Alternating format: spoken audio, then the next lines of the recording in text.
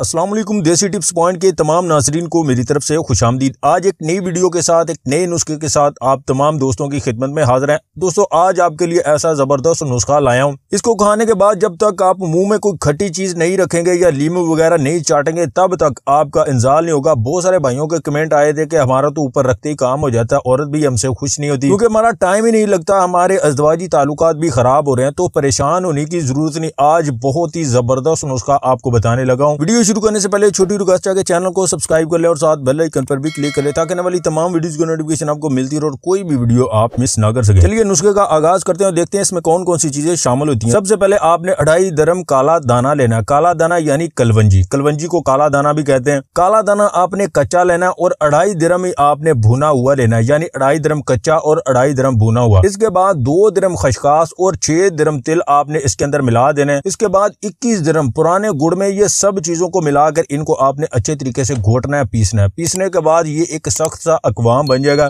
फिर इस अकवाम की आपने छोटी छोटी गोलियां बना लेनी है, जितनी आप आसानी से खा सकें, और एक गोली आपने काम करने से पहले खानी है। यकीन करें ऐसी जबरदस्त ताकत देगा, ऐसा जबरदस्त टाइम लगेगा कि औरत भी आपकी दीवानी हो जाएगी। उम्मीद करता हूँ कि आज की वीडियो आपको पसंद आई होगी। वीडियो पसंद आए तो इसे लाइक और शेयर जरूर कीजिएगा और मजीद वीडियो हासिल करने के लिए हमारे इस चैनल को सब्सक्राइब कर लें।